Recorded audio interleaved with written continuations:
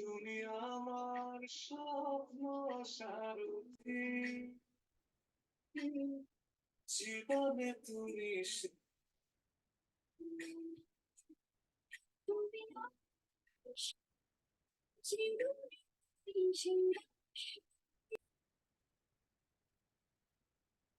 তো আমরা যে অধ্যায়টা শুরু করছি সেটা হচ্ছে পর্যাবৃত্তি গতি বা পেরিওডিক মোশন। হ্যাঁ, সিম্পল হারমোনিক মোশনও বলে থাকি আমরা। তো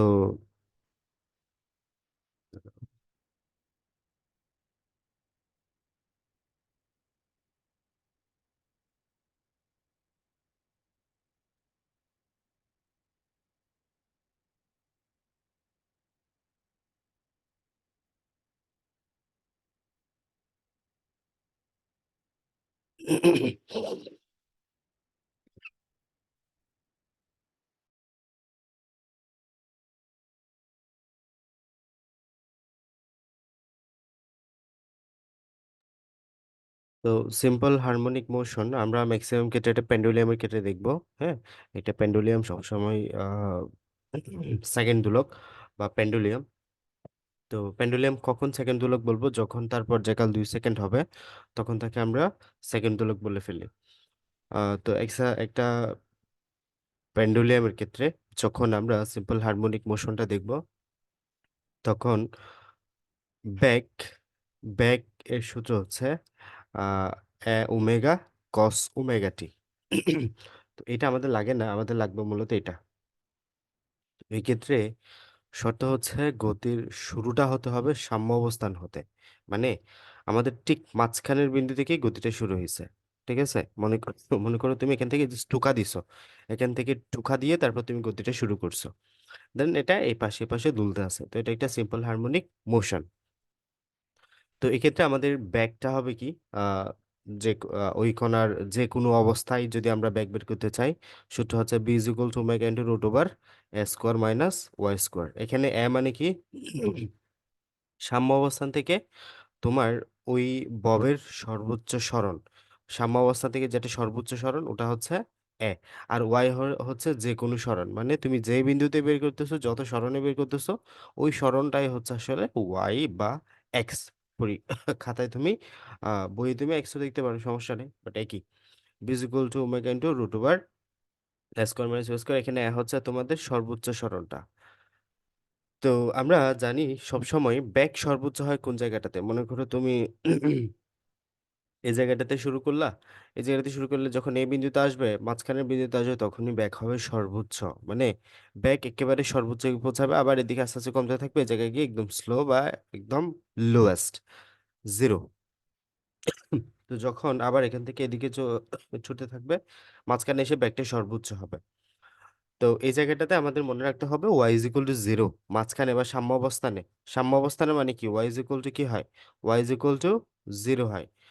তো এই ক্ষেত্রে আমাদের সূত্রে দেখো B is equal to omega into root over A square minus Y square মানে জিরো স্কোয়ার, তার মানে ওমেগা এ ক্যালকুলেশন করলে, তার মানে বি ম্যাক্স ব্যাক সর্বোচ্চ এর সূত্র কি ওমেগা এ, ব্যাক সর্বোচ্চের সূত্র কি ওমেগা এ।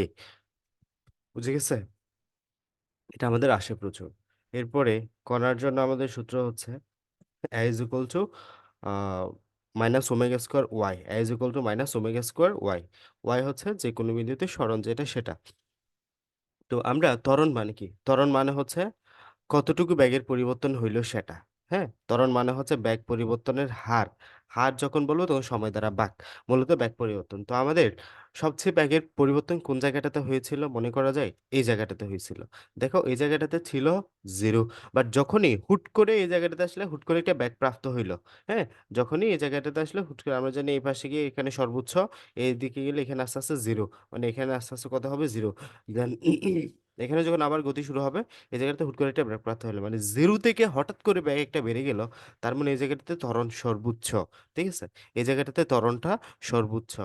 তো এই ক্ষেত্রে আমাদের সূত্র হচ্ছে omega square a omega square minus omega square y, তার মানে তুমি যদি বলা হয় সর্বোচ্চ ত্বরণ কোন জায়গায়, মাইনাস ওমেগা স্কয়ার এ, ওয়াই জায়গায় কাকে বসাই দিবা, এ বসাই দিবা, কারণ এ দূরত্বে, মানে এ বিন্দুতে যখন ওয়াই ইকুয়াল টু এ হয়, সর্বোচ্চ সরণে আমাদের ত্বরণটা সর্বোচ্চ হয়। ওকে, এরপর আমাদের বেশি লাগবে বিভব শক্তিটাও লাগবে। হাফ কে ওয়াই স্কোয়ার, ওয়াই এর ভ্যালু জানো। তো কে সমান এম ওমেগা স্কোয়ার। এরপরে ইউ ম্যাক্স মানে সর্বোচ্চ বিভব শক্তি কোন জায়গায় থাকবে, হাফ কে স্কোয়ার, এটা বুঝতে পারছো। এই জায়গাটাতে বিভব শক্তি সর্বোচ্চ থাকবে, এই জায়গাটাতে বিভব শক্তি সর্বোচ্চ থাকবে হাফ কে স্কোয়ার। গতিশক্তিও হাফ কে স্কোয়ার, সর্বোচ্চ গতিশক্তি সূত্র হচ্ছে হাফ কে স্কোয়ার মানে সোয়া স্কোয়ার। মোট যান্ত্রিক শক্তি হাফ কে স্কোয়ার। এরপরে আমরা বের করতে হবে পর্যায়কাল। তোমাকে একটা পেন্ডুলাম দেওয়া আছে, পেন্ডুলামের দৈর্ঘ্য দেওয়া আছে যদি এল হয়, অভিকর্ষ ত্বরণ যদি জি হয়, ওই পেন্ডুলামের সময়কাল বা পর্যায়কাল হচ্ছে 2 পাই × √/L/J, 2 পাই × √/L/J।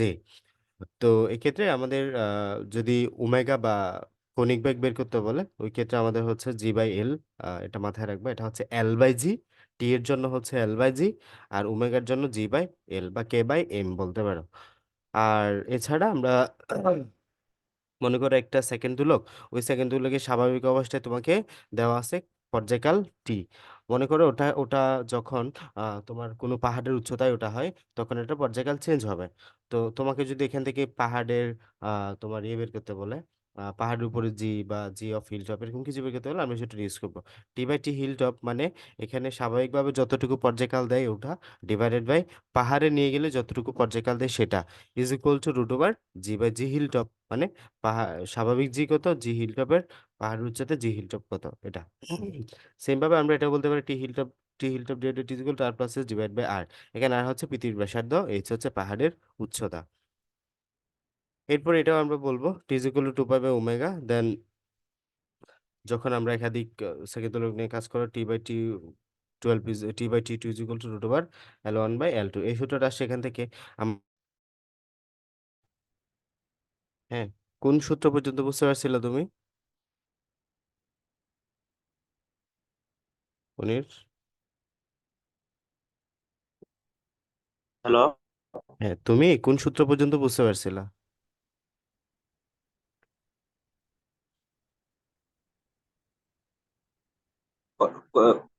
কথা একটু ল্যাগ দিচ্ছ। হ্যাঁ, স্পষ্ট বোঝা যায় না।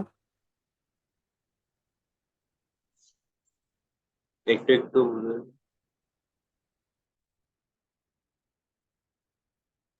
হ্যাঁ, কোন জায়গা পর্যন্ত তুমি বুঝেছিলা?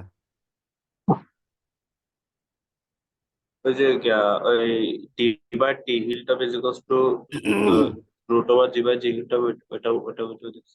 আচ্ছা, তো টি/টি hill top is equal to জি/জি হিল টপ, এটা হচ্ছে আমাদের পাহাড়ের উচ্চতা জি বের করার জন্য আমরা এটা সূত্রটা ইউজ করব। এছাড়াও পাহাড়ের উচ্চতা বের করার জন্য আমাদের এই সূত্রটা আসতে পারে টি/টি hill top is equal to R plus S divided by R, যেখানে আর হচ্ছে পৃথিবীর ব্যাসার্ধ, এইচ হচ্ছে আমাদের পাহাড়ের উচ্চতাটা। এরপরে আমরা জানি আমরা সেকেন্ড দোলকের পর্যায়কালটা, সেকেন্ড দোলকের পর্যায়কালটা আমাদের সেকেন্ড দোলকের যে রশির দৈর্ঘ্যের সমানুপাতিক, রশির দৈর্ঘ্যের সমানুপাতিক, বর্গের বর্গের সমানুপাতিক মানে তুমি রশি যত লম্বা করবা, সেকেন্ড দোলকের পর্যায়কালটা তত বাড়তে থাকবে। তো এটা থেকে আমরা পাই টি সমানুপাতিক √/L। তো এই জায়গাটা থেকে আমরা আসলে T1/T2 √/L1/L2 এরকম একটা সূত্র পেয়ে থাকি, √/L1/L2 এরকম একটা সূত্র পেয়ে থাকি, এটা আমরা লিখলাম। তো মনে করো একটা সেকেন্ড হলো সময় হারায় সময় লাভ করে, এরকম দিয়েও আমাদের কিছু ম্যাথ দিতে পারে।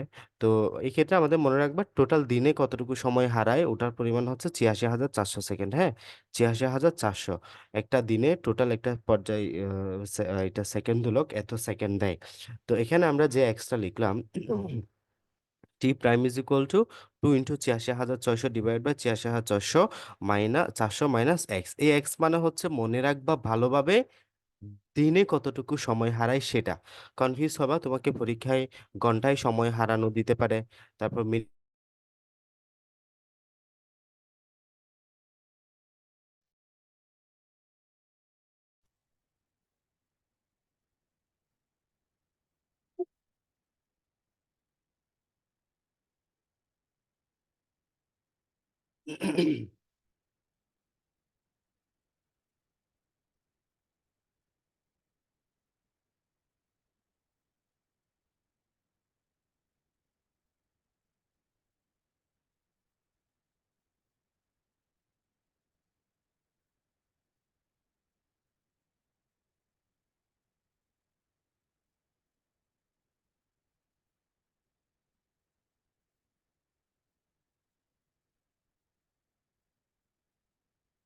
আচ্ছা দেখো, আমার আসলে এদিকে একটা ডিস্টার্ব দিচ্ছে, আমি ঢুকে নিতে এখনো। আচ্ছা, তো আমাদের এখানে বলা হচ্ছে যখন আমরা সেকেন্ড হারানো, মানে সেকেন্ড তুলক সময় হারানো বা সময় লাভ করে এরকম ম্যাথ আসবে, তাহলে তুমি দিবা হচ্ছে এটা 86,400 গুণন 2 / 86,400 মাইনাস এক্স। এখানে এক্স হচ্ছে টোটাল দিনে কতটুকু সময় হারায় সেটা, এটাই তোমাকে মনে রাখতে হবে। 86,000, এখানে এক্স এর পরিচয় হচ্ছে দিনে কতটুকু সময় হারায় সেই ভ্যালুটা। দিনে কতটুকু সময় হারাই, আমাদের ঘন্টায় সময় হারানো দিতে পারে প্রশ্নে, মিনিটে সময় হারানো দিতে পারে, ঠিক আছে। তো এখানে তোমাকে 24 ঘন্টায় অবশ্যই নিয়ে যাইতে হবে যেভাবে দেয়া থাকুক, এটা একটু মাথায় রাখবা। সময় হারাইলে তুমি মাইনাস এক্স দিবা, সময় লাভ করলে তুমি প্লাস এক্স দিবা, জাস্ট এতটুকুই। তো এবার আমরা সিকিউ দেখি কয়েকটা, খুবই সহজ সিকিউ আমাদের ইয়াদের থেকে চলে আসে, আশা করি বেশিক্ষণ লাগবে না।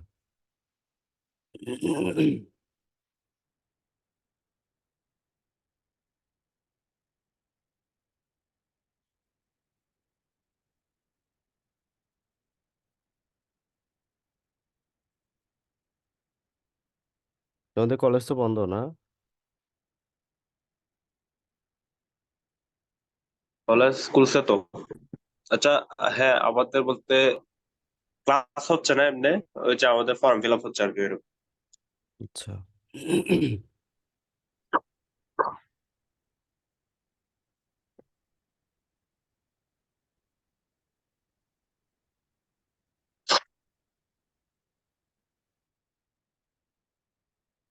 আচ্ছা, এখানে আমরা 2 নম্বর সিকিউ থেকে আসি।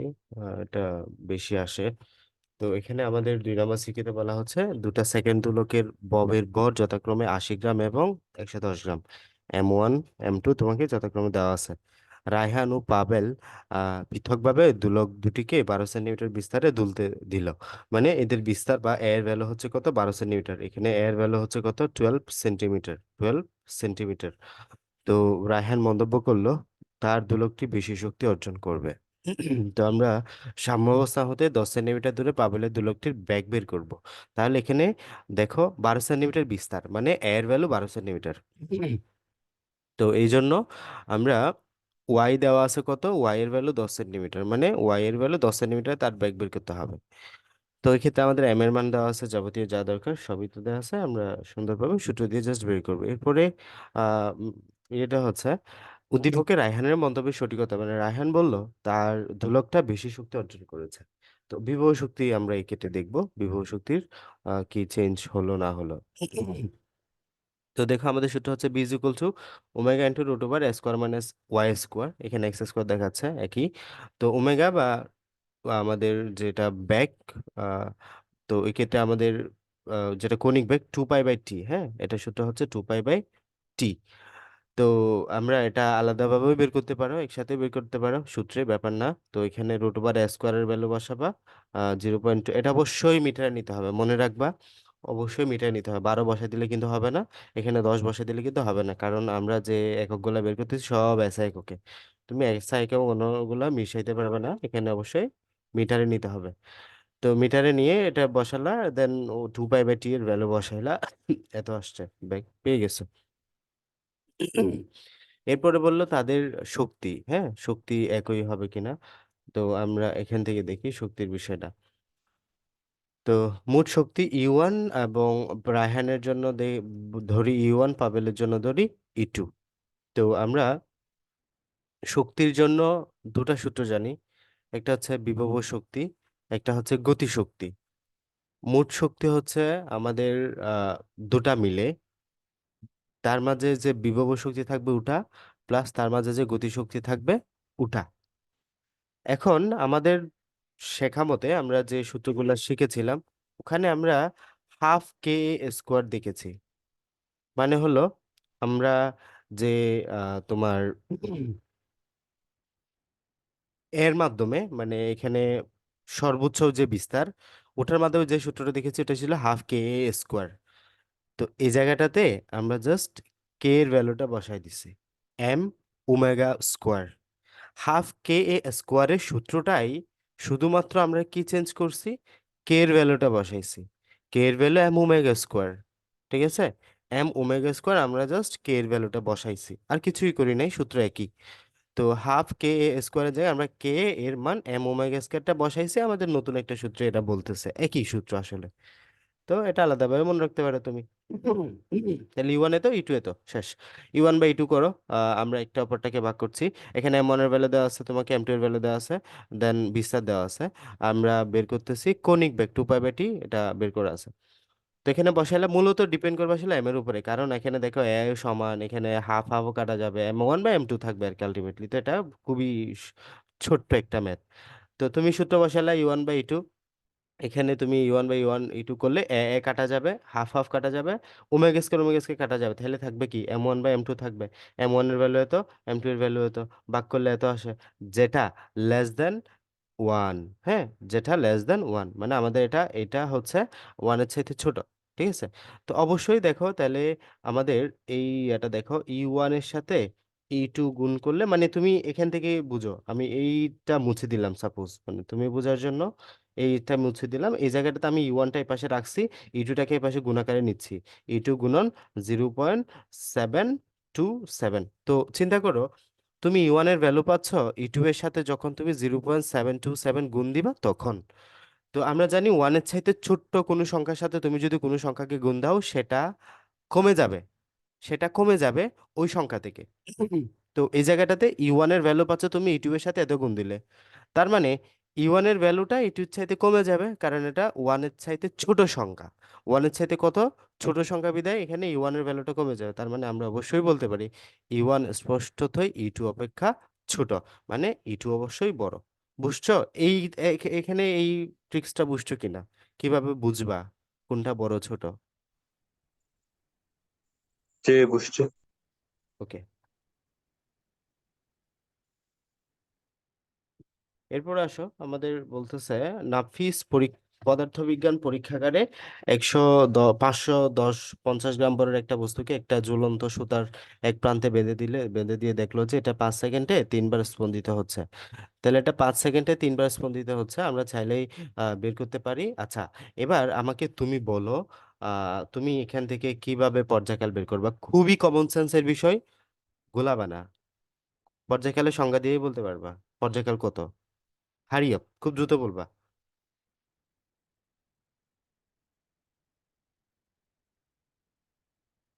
আহ, পাঁচ 5 সেকেন্ডে 3 বার স্পন্দিত পাঁচ হচ্ছে। 5 সেকেন্ডে 3 বার, আই রিপিট, 5 সেকেন্ডে 3 বার, 5 সেকেন্ডে 3 বার। এটা কমন সেন্স। পর্যায়কাল মানে কি? 5 সেকেন্ডে 3 বার। হ্যাঁ। তাইলে হবে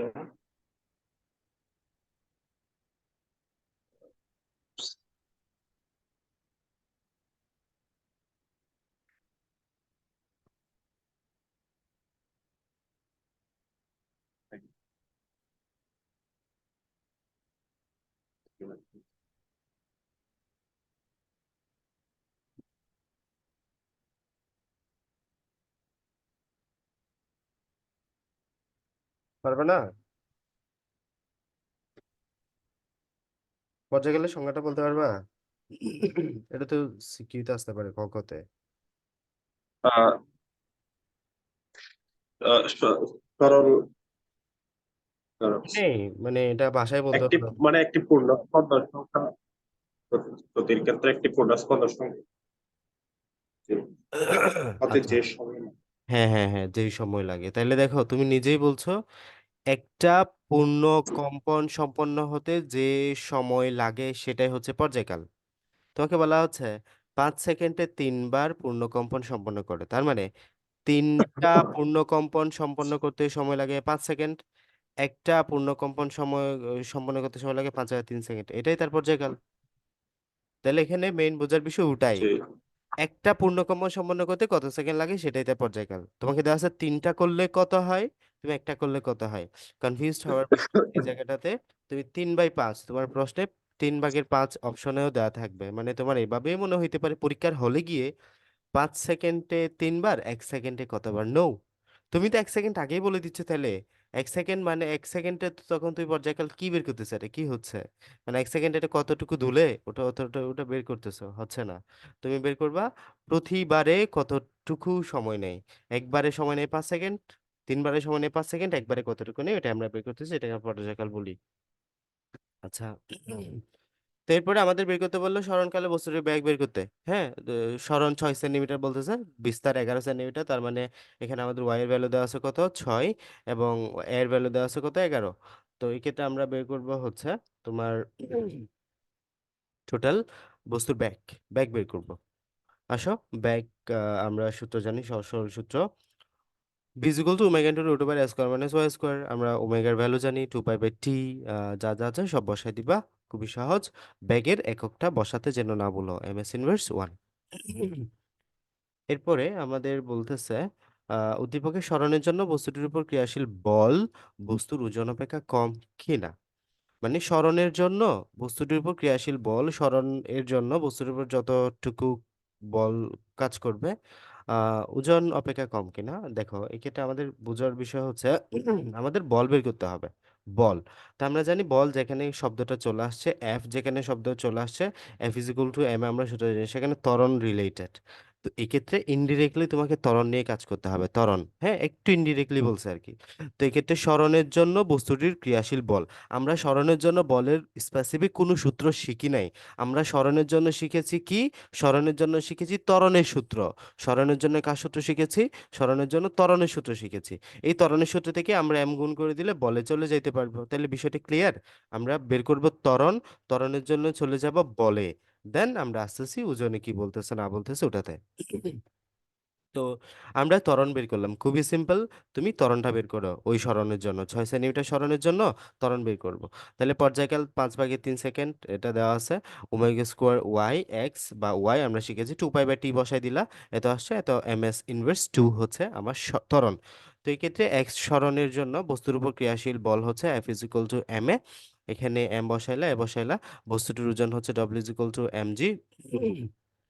এম এর ভ্যালু তুমি জানো 550 গ্রাম, অবশ্যই এসআই একক নিবা কেজিতে, 1000 দ্বারা ভাগ করে। দেন জি এর ভ্যালু দেখো, এটা এতটুকু হচ্ছে আমাদের বল, মানে এই যে আমাদের যেটা আনসার এ বের করলা, এখানে এম গুণ করে বল পাওয়া গেল। এখন বস্তুটির ওজন মানে কি, ওজন মানে হচ্ছে স্বাভাবিকভাবে আমরা যেরকম ওজন বের করি, এই 550 গ্রামের জন্য কতটুকু ওজন হবে, mg, এত ইন্টু জি 9.8, এত। তাহলে এটা দেখো, এটা এত নিউটন, ওজনটা অনেক বেশি, তার মানে ক্রিয়াশীল ওজন অপেক্ষা কম। মানে স্মরণের ভ্যালুটা, যে স্মরণের জন্য যে ক্রিয়াশীল বল পাবো ওটা ওজনের জন্য অনেক কম। বুঝছো ম্যাথটা? জি। ওকে, এরপর আসো, একটা সেকেন্ড তুলকে পাহাড়ের পাদদেশ থেকে চূড়ায় নিয়ে যাওয়া হলে দিনে 50 সেকেন্ড সময় হারায়। বি কেয়ারফুল, এই জায়গায় দিনে বলছে কিনা দেখবা ভালোভাবে চেক করে। এই জায়গায় আমাদেরকে দিনে বলে দিচ্ছে, তার মানে আমরা যে এক্স এর পরিচয় জানি সেই এক্স এ আমাদের এখানে ডিরেক্ট দেওয়া আছে। এবং সময় হারায় বলছে, পৃথিবীর ব্যাসার্ধ দেওয়া আছে, অভিকর্ষ ত্বরণের ভ্যালু দেওয়া আছে।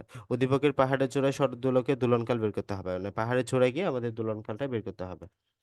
ওকে, তো আমরা এত কিছু জানি না, আমরা কিছুই জানি না, আমরা জানি সূত্র একটাই শুধুমাত্র, আমরা জানি T=, ৮৬,৪০০, ৮৬,৪০০ গুণন 2 ডিভাইডেড বাই ৮৬,৪০০ মাইনাস এক্স, কারণ সময় হারাইছে বিদায় আমরা এক্স দিলাম। এতটুকুই আমরা জানি শুধু। তাহলে এখানে আমাদের এটা হচ্ছে পর্যায়কাল, সময় হারানোর পরে কতটুকু পর্যায়কাল হবে সেটা হচ্ছে আমাদের এই টি। তাহলে এখানে এক্স এর ভ্যালু জানো, তুমি এক্স এর ভ্যালু বসাই দিবা, দেখো এখানে ইনডিরেক্টলি এই সূত্রটাই দিছে, T × T/T মাইনাস এনে ঘুরে ফিরে একই, ৮৬,৪০০, ৮৬,৪০০ মাইনাস এক্স, এই 550 দেখছো, তাহলে ঘুরে ফিরে একই। তাহলে দেখো এখানে তুমি অবশ্যই দশমিকের ঘরে মিনিমাম 5 থেকে 6 ঘর, ন্যূনতম 4 ঘর নিবাই, কারণ এখানে আমাদের সেকেন্ডের বিষয় লাস্টে গিয়ে চেঞ্জ আসবে, মানে খুবই কম সময় পর্যন্ত, কম আসলে এখানে দোলন গতির পরিবর্তন আসে, তো দোলনকালের পরিবর্তন আসে, তাই এটা আমাদের অনেক বেশি কাউন্ট করতে হবে। T=2.0012 second. ওকে, এরপর আসো, কি কৌশল অবলম্বন করলে উদ্দীপকের দোলকটি পাহাড়ের চূড়ায় সেকেন্ড দোলকের নিয়ে আচরণ করবে। তাহলে উদ্দীপকের দোলকটা পাহাড়ের চূড়ায় গিয়ে সেকেন্ড দোলক হইতে হবে, তার মানে এখানে মেইন কথা হচ্ছে উদ্দীপকের দোলকটা পাহাড়ের চূড়ায় গিয়ে তার সেকেন্ড হইতে হবে 2 সেকেন্ড, মানে পর্যায়কাল 2 সেকেন্ডে আমাদের নিয়ে আসতে হবে, ঠিক আছে? তো এক্ষেত্রে আমরা কিছু করতে পারি না পারি আমরা চেঞ্জ করতে পারি শুধু তার কিসের, এখানে আমাদের হাতে তো আর কিছুই নাই। আমরা চেঞ্জ করতে পারি তার দৈর্ঘ্যের। হ্যাঁ, আমরা তার জি চেঞ্জ করতে পারবো না। তুমি পাহাড়ের নিচে যে জি, পাহাড়ের উপরে সে জি তার চেঞ্জ করতে পারবে না। আমরা জানি জি এর চেঞ্জের জন্য আসলে এখানে চেঞ্জটা হয়ে যায়। বাট আমরা এখন জি যেহেতু আল্লাহর দানে এটা চেঞ্জ হয়ে যাবে। আল্লাহ এভাবেই সৃষ্টি করছে। বাট আমাদের হাতে কি করা আছে তাইলে? আমাদের হাতে আছে দৈর্ঘ্যের যে রশি, সেকেন্ড দোলকের যে রশিটাকে আমরা ছোট বড় করে আসলে জি টা ফিক্সড রাখতে পারি। ঠিক আছে? তো আমরা শুরুতে পাহাড়ের উচ্চতাটা বের করব। পাহাড়ের উচ্চতা বের করার জন্য আমাদের একটা সূত্র দিছে। তুমি চাইলে ওই আগের সূত্রটা ইউজ করতে পারো। টি হিল টপ আ ডিভাইডেড বাই আ T hill top divided by T by T hilltop divided by R plus H divided by R. তাহলে এখানে তুমি এসটা এই সূত্র দিয়ে এই সূত্র ইউজ না করে চাইলে এই সূত্র দিয়ে বের করতে পারো কিভাবে? দেখো টি হিলটপ পাহাড়ের চূড়ায় দোলকটা দোলনকাল তোমার জানা আছে। টি মানে কি 2 সেকেন্ড এটাও জানা আছে। এটা 2.0012 এটাও জানা আছে। আর এর মান কত? 6400 কিলোমিটার। এইচ এর ভ্যালু তুমি বের করতে পারবে না, ক্যালকুলেশন করে বের করে ফেলবা।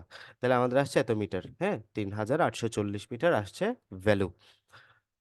ওকে, তো আমরা জি এর সূত্র জানি। জি এর সূত্র হচ্ছে জিএম বাই আর স্কোয়ার। এটা হচ্ছে আমাদের জি এর সূত্র। দেন আমরা যখন জি প্রাইম বের করবো এতটুকু কতটুকু উচ্চতায় গেলে তখন আর প্লাস এইচ হয়, আর প্লাস এইচ স্কোয়ার। তখন আমরা একটা দ্বারা একটা দুইটা সমীকরণ বানাই, একটা দ্বারা একটা ভাগ করলাম। দেন আমরা এই যে টি এর সূত্রে গেলাম। টি ইজ ইকুয়াল টু 2.2 √এল/জি। এটা এল প্রাইম বাই জি প্রাইম, মানে আমরা জাস্ট তুলনা করতেছি এখন এল নিয়ে কাজ কারবার করব। তাহলে এখানে দেখো আমাদের আলটিমেটলি সিস্টেম হবে T is equal to T prime, মানে তোমার পাহাড়ের নিচে যে সেকেন্ড দোলক, এটার পর্যায়কাল নিচে উপরেও সেকেন্ড দোলকের পর্যায়কাল 2 সেকেন্ডই হবে। তো চেঞ্জ করতে পারবে না, চেঞ্জ হবে এল। তো এক্ষেত্রে আমরা এটা দেখি T is equal to T pi 2 pi √এল/জি T prime is equal to এই সূত্রটা পাই। সূত্র হচ্ছে টি সমান হইতে হবে, আমরা সূত্রটা লিখলাম। এখান থেকে আমরা 2 পাই কাটা যাবে দেখো। তাহলে আমরা ক্যালকুলেশন করবো এরপরের টপিকে, এরপরের সিস্টেমে। 2 পাই কাটা গেলে আলটিমেটলি দেখো আমাদের হাতে থাকতেছে কি, এই যে এল জি, এল প্রাইম জি প্রাইম। এক্ষেত্রে আমরা এল এল একসাথে নিয়ে আসতেছি, জি প্রাইম একসাথে রাখলাম। এখন জি প্রাইমের সাথে আমাদের ওই আগের 3 নাম্বার হতে আমরা যে R plus G by G prime, দেখো ওই জায়গাটাতে জি প্রাইম বাই জি এর ভ্যালু তুমি কি পাইলা? এই যে জি প্রাইম বাই জি এর ভ্যালু তুমি পাইলা আর প্লাস এই যে R divided by R plus H whole square, R divide by R plus H whole স্কোয়ারটা বসাই দিলাম। খুবই সিম্পল আসলে, তুমি শুরু থেকে চিন্তা মানে করবা খাতায়। তো এখানে আমি জাস্ট আর প্লাসটা বসাই দিলাম, এখানে আমি এল বের করলাম, জাস্ট এতটুকুর জন্য এল বের করলাম। আমাদের কাছে এতটুকুই অলমোস্ট কমপ্লিট। মানে তোমার এল প্রাইম মানে পরিবর্তিত দৈর্ঘ্যটা 0.9988 গুণন এল করতে হবে। মানে তুমি পাহাড়ের চূড়ায় যাওয়ার পরে, পাহাড়ের চূড়ায় যাওয়ার পরে তোমার দৈর্ঘ্যটা কিচ্ছুটা পরিবর্তন করতে হবে তথা হ্রাস করতে হবে। হ্রাস করতে হবে আমি কেমনে বুঝলাম? দেখো এই জায়গায় এল প্রাইমের সাথে আমি শূন্য থেকে, এটা এটা হচ্ছে এল, শূন্য থেকে ছোট কোনো সংখ্যা দ্বারা গুণ করলে আমি এই এল প্রাইমটা পাচ্ছি এল এর সাথে। তাহলে আমরা বুঝতে হবে এটা আসলে হ্রাস করতে হবে। বুঝে গেছে?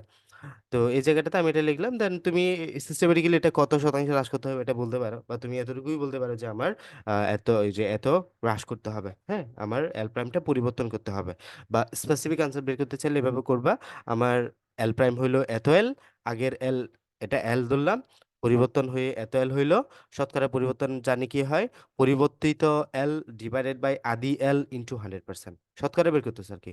পরিবর্তিত ডিভাইডেড বাই আদি, পরিবর্তিত ডিভাইডেড বাই আদি ইন্টু 100%। এভাবে আমি বর্গ করতে পারি এটা। তাহলে 0.12% পরিমাণ তোমাকে কমাইতে হবে দৈর্ঘ্যটা 0.12% কমাইলেই তোমার দোলকটা আগের মতো আচরণ করবে, তথা সেকেন্ড দোলকের মতো আচরণ করবে। বুঝে গেছে? ওকে। এরপরে আসো, একটা সেকেন্ড তুলক ভূপৃষ্ঠে সঠিক সময় দেয়। ভূপৃষ্ঠে সেকেন্ড তুলক সঠিক সময় দেয় মানে হচ্ছে ভূপৃষ্ঠে সে 2 সেকেন্ডই সময় দেয়। দোলকটি একবার ভূপৃষ্ঠ হতে 100 কিলোমিটার গভীরে একটি বিন্দুতে নেওয়া হলো, মানে 100 কিলোমিটার ভিতরে নিয়ে যাওয়া হলো বিন্দুতে, আবার 100 কিলোমিটার উপরে বি বিন্দুতে নেওয়া হলো। হ্যাঁ, তাহলে তার কোনো খায়া দেওয়া কাজ নাই, সে ভূপৃষ্ঠে ছিল। ভূপৃষ্ঠে সে গর্ত করে 1 কিলোমিটার ভিতরে 100 কিলোমিটার ভিতরে চলে গেল। ওখানে একটা সে রিডিং নিল মনে হয়। উপরে পাহাড়ের চূড়ায় চলে গেল 100 কিলোমিটার উপরে, সেখানে একটা রিডিং নিবে। দোলনকাল পর্যবেক্ষণ করে দেখা গেল যে উভয় স্থানে ঘড়িটি ধীরে চলে, মানে এটা আমরা জানি আগে থেকে যে এখানে আসলে উভয় স্থানেই ঘড়িটা ধীরে চলবে। তুমি ভূপৃষ্ঠ থেকে নিচে যাও কিংবা উপরে যাও, উভয় স্থানেই আমাদের ঘড়িটি ধীরে চলবে। তো আসলে উদ্দীপকের ঘড়িটির সুতার দৈর্ঘ্য 99 সেন্টিমিটার হলে ববের ব্যাসার্ধ কত? তোমাকে যে বব দিল, ববের আর কত, আর বের করতে হবে, আর আর। তো এই ক্ষেত্রে আমরা আহ, আর বের করব এম এর সাহায্যে আসলে এখানে এম ইউজ করতে হবে মোস্ট প্রবাবলি।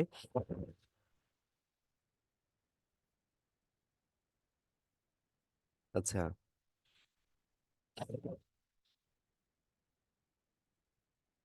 হ্যাঁ, দেখো এল এম লাগবে না। আমরা যে কার্যকরী দৈর্ঘ্য বলি, কার্যকরী দৈর্ঘ্য মানে কি দেখো, একটা বব, এটা হচ্ছে বব। তো আমাদের কার্যকরী যে এল নামে আমরা চিনি, এল মানে হচ্ছে টোটাল এখান থেকে এতটুকু, এতটুকু। এই যে এটা যদি আমাদের বব হয়, এই ববের এটা হচ্ছে আর বা ব্যাসার্ধ, সুতার দৈর্ঘ্যের সাথে এটা হচ্ছে আমাদের কি আর বোঝায়। এটা হচ্ছে আমাদের টোটাল এল।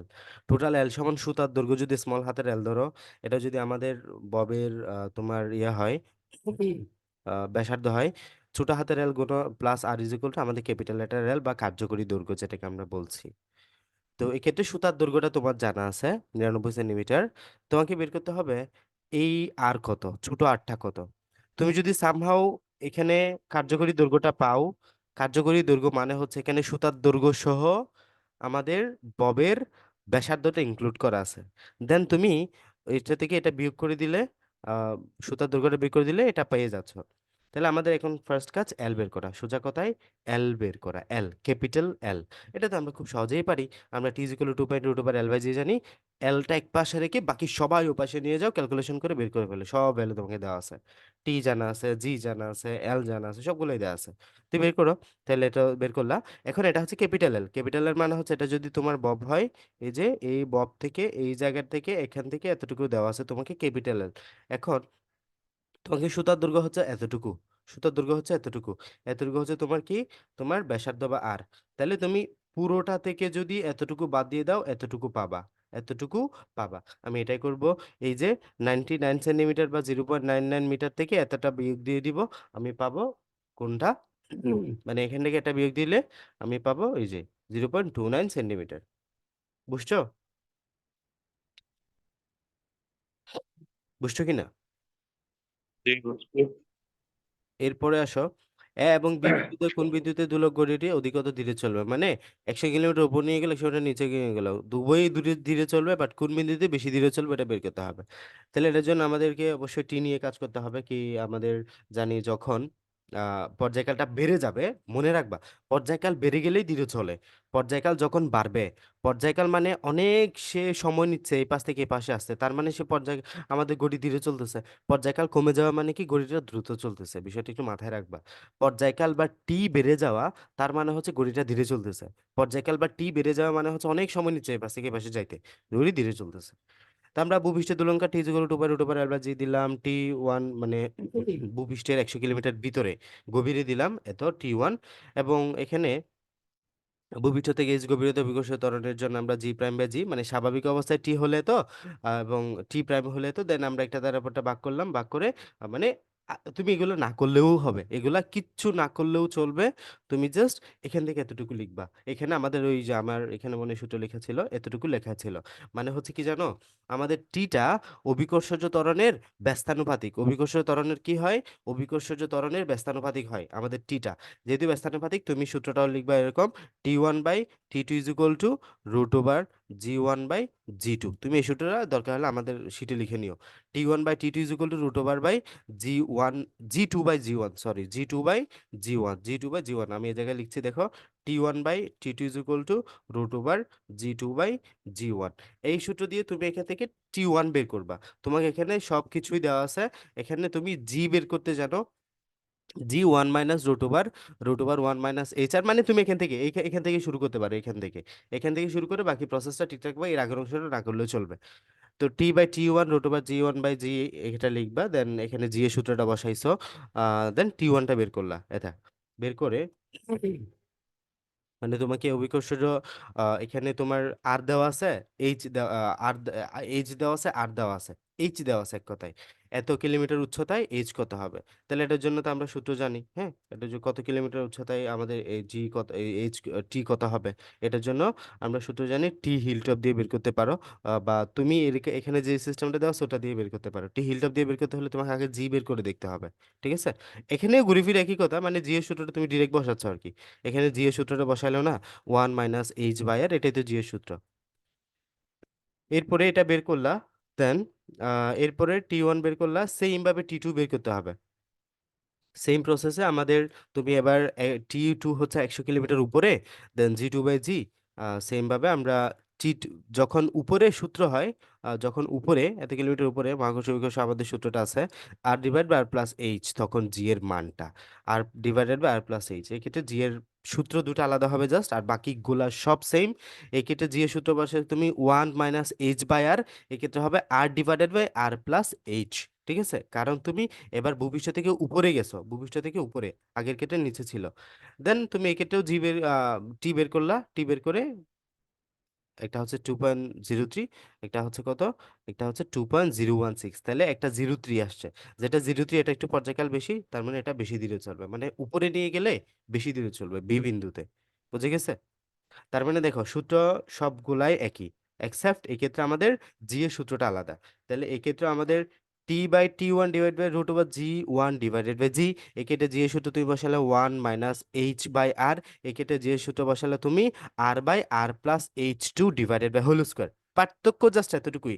এক্ষেত্রে G1/G এর ভ্যালু বসাচ্ছ তুমি এটা, এক্ষেত্রে G1/G2 এর ভ্যালু বসাচ্ছ তুমি R/R+H/হোল স্কোয়ার। দেন বাকিগুলো তো সবগুলাই সেম, যার পর্যায়কাল বেশি তার বেশি সময় লাগবে। বুঝে গেছে?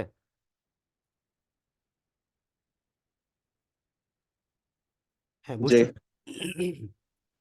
আহ ওকে, ঠিক আছে, আমি লিংক দিচ্ছি, লিখে প্রবেশ করো। আরেকটা আছে ম্যাথ, আরেকটা ওটা কভার করে দেই।